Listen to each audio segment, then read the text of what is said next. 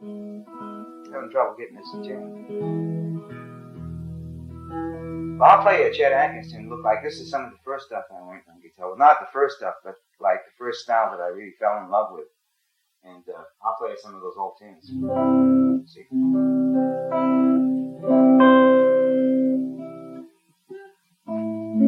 I'll play a little medley in key of A.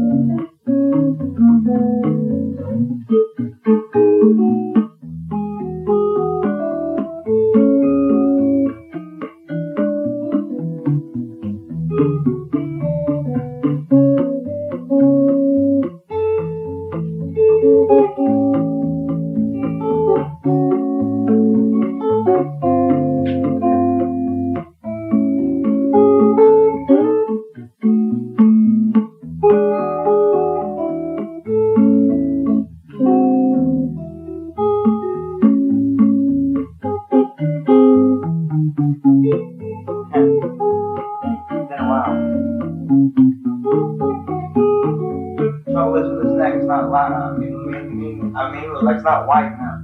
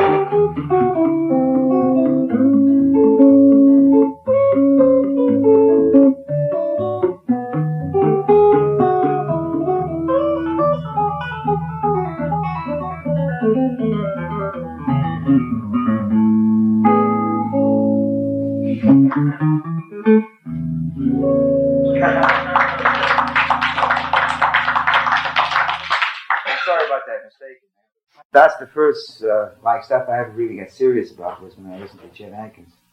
So a lot of those tunes, and that helped me too in my jazz playing because it gave me a bit of independence, you know. Just the fact that I could, you know, like play a tune like this, like something simple like, you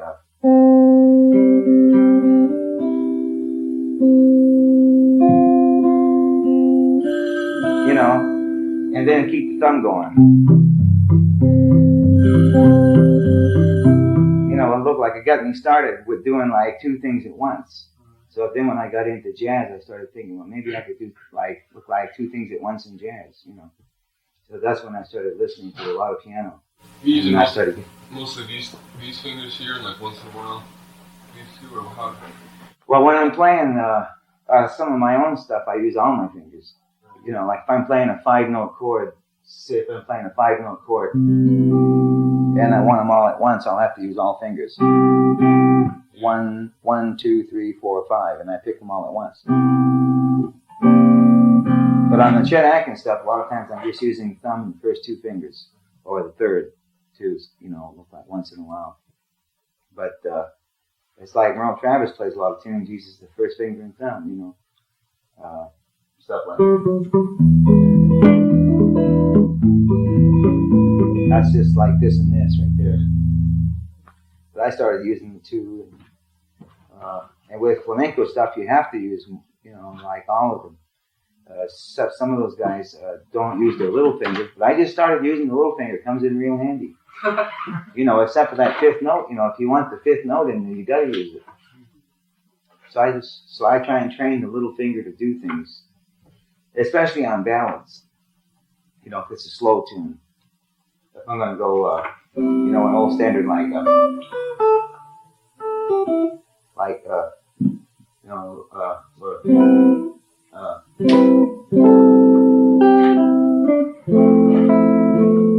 and I want to play a 4-note chord and go, and that becomes the background. Right, that's your left hand if you're a piano player. Like, that's what you'd be doing in the left hand. So, moonlighting, moon. So you're going like 1, 2, 3, 4, and you're playing 4, 4. So like the little fingers gonna go.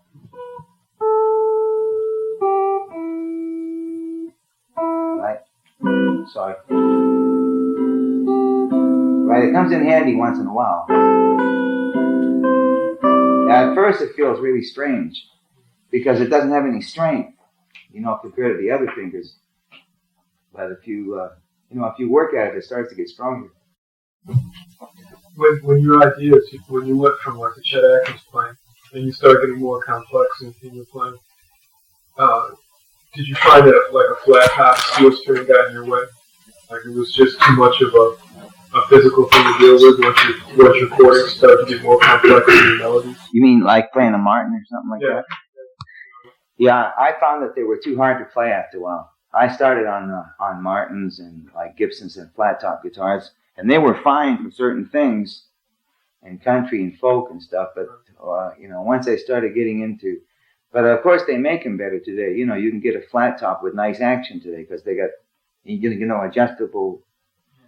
You know, but back a few years ago, like sometimes you'd pick up a Martin and the strings would be real thick, and they'd be high off the neck, and just to hold down a bar chord was tough. You know, like even to play a C like this. But just to hold it down would be real hard. So never mind trying to play two things at once on it. It just got, but I used to practice on a Martin just to get my hands strong. Sometimes I'd do it, but it'd be hard to do, but I'd do it just to strengthen the left hand. Does it take long to change your right hand position from classical to that position?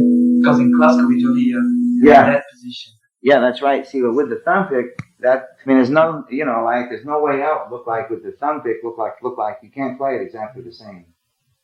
But once in a while, I'll like put down the pick and I'll go back to this. You know, if I'm playing a flamenco tune sometimes, and I won't even use a pick sometimes. But you know, with the thumb pick, look like you have a tendency to play sideways like this because you're like that, right? But like without the pick, you know, you can play like this. But what I do on electric is that I'm using the side of my nails anyway. You know, to get the sound I want, I'll use the nails a little extra long. And instead of picking straight on, like that, you know, and like instead of getting that sound, I get this sound. So I'm using the side of the nail, and especially on ballads.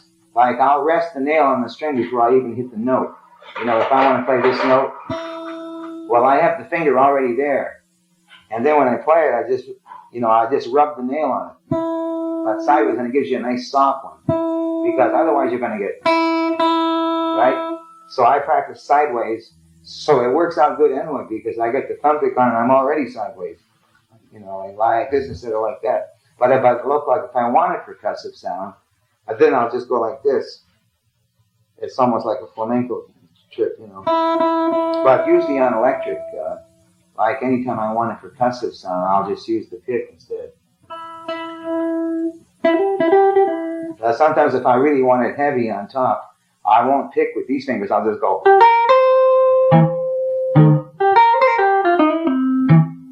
Right, now that's all pick. But I'm playing the run and then playing the two note chords. I'm not doing them at once. I'm going, and then the chord comes in. Right? Because if you're playing with bass and drums, sometimes you may want that attack.